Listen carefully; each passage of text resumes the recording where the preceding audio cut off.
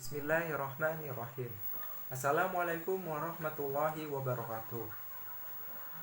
Alhamdulillahirabbil alamin. Wassalatu wassalamu ala asrofil anbiya'i wal mursalin. Sayyidina wa maulana Muhammadin wa ala alihi wa sahbihi ajmain. Amma ba'du.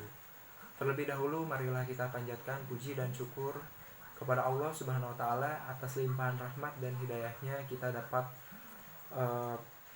berjumpa, kita dapat kali ini dalam keadaan sehat walafiat. Salawat serta salam tak juga lupa tercurahkan kepada junjungan kita Habibana wa Nabiyana Muhammad sallallahu alaihi wasallam. Kali ini saya akan membahas mengenai Al-Quran surat Al-Baqarah ayat 183 hingga ayat 186. Mengapa saya memilih Al-Baqarah ayat 183 hingga ayat 186 ini? Karena kita tahu sebentar lagi kita akan mendekati bulan suci Ramadan. Jadi setidaknya apa yang saya sampaikan ini dapat menambah sedikit wawasan mengenai bulan suci Ramadan ataupun mengenai Al-Quran surat Al-Baqarah ayat 183 hingga ayat 186 ini. Baik, sebelum kita membahasnya, marilah kita mendengarkan terlebih dahulu Al-Quran Surat Al-Baqarah ayat 183 hingga ayat 186 ini. Ya ayyuhalladzina amanu kutiba alaikumus shiyam kama kutiba alal ladzina min qablikum la'allakum tattaqun ayyaman فمن كان منكم مريضا أو على سفر فعدة من أيام أخر وعلى الذين يطيقونه فدية طعام مسكين فمن تطوع خيرا فهو خير له وأن تصوموا خير لكم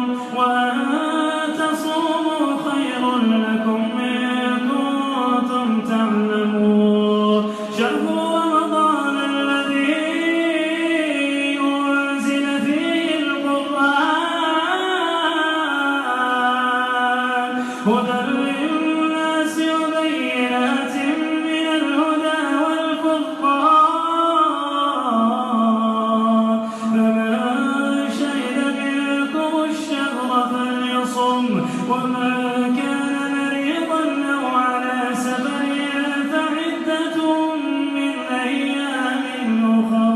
يريد الله بكم اليسر ولا يريد بكم العسر ولتكملوا العدة ولتكبروا الله على ما هداكم ولعلكم تشكرون وإذا سألك عبادي عني فإني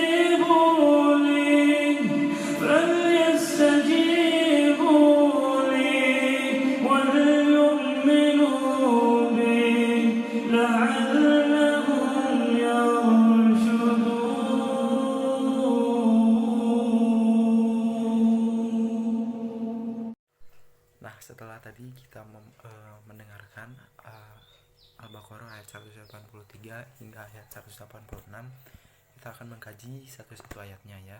Yang pertama yaitu Al-Quran surat Al-Baqarah ayat 183. Saya mengambil satu riwayat yaitu dari An-Nur dan Fi'i Jilalil.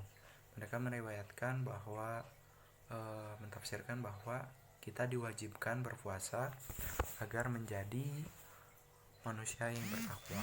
Sehingga saya mengambil kesimpulan bahwa perintah ini wajib bagi manusia yang beriman. Terlebih perintah ini telah diperintahkan kepada umat-umat terdahulu agar kita menjadi manusia yang bertakwa dan mempunyai kesadaran terhadap apa yang menjadi kewajiban kita. Nah, yang selanjutnya yaitu dari ayat 184. Saya mengambil riwayat dari Ibnu Katsir dan At-Tabari, yaitu pemberitaan bahwa seseorang yang sakit atau sedang dalam perjalanan boleh berbuka serta memberi makan satu orang satu hari sebagai pengganti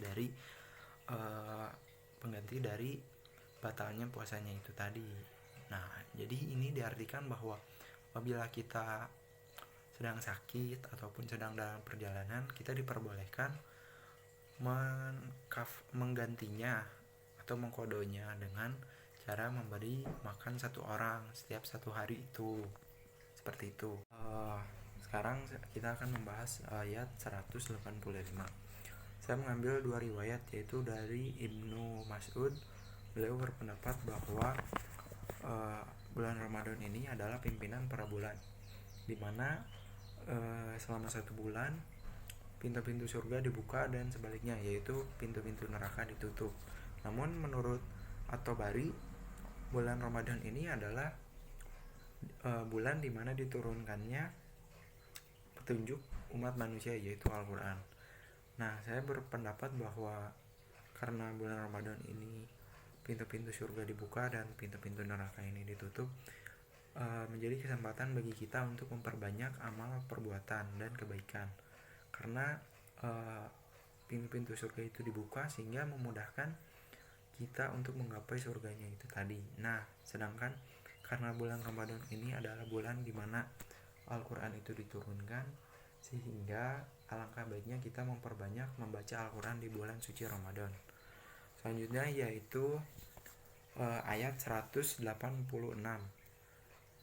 yang artinya, dan apabila hamba-hambaku bertanya kepadaku tentang aku, maka jawablah bahwasanya aku dekat. Allah itu ingin hamba-hambanya dekat dengan dia, karena telah dijelaskan dalam ayat 186 bahwa Allah itu dekat dengan hambanya. Nah, lalu aku mengabulkan permohonan orang yang berdoa apabila memohon kepadaku. Allah itu akan mengabulkan apa yang kita minta apabila kita memintanya dengan berdoa. Maka hendaklah mereka memenuhi segala perintahku. Nah, walaupun Allah mengabulkan permintaan kita, tapi kita harus memenuhi segala perintahnya. Dan hendaklah beriman kepadaku agar selalu berada di jalan kebenaran. Oleh karena itu, agar kita selalu berada di jalan kebenaran, kita harus selalu beriman dan mengikuti segala perintahnya. Nah, mungkin hanya sekian yang bisa saya sampaikan. Mohon maaf apabila banyak kekurangan. Saya Rafli Firdaus dari IPAI 2A. Mohon maaf apabila banyak kesalahan. Akhir kata, billahi taufiq wal hidayah. Wassalamualaikum warahmatullahi wabarakatuh.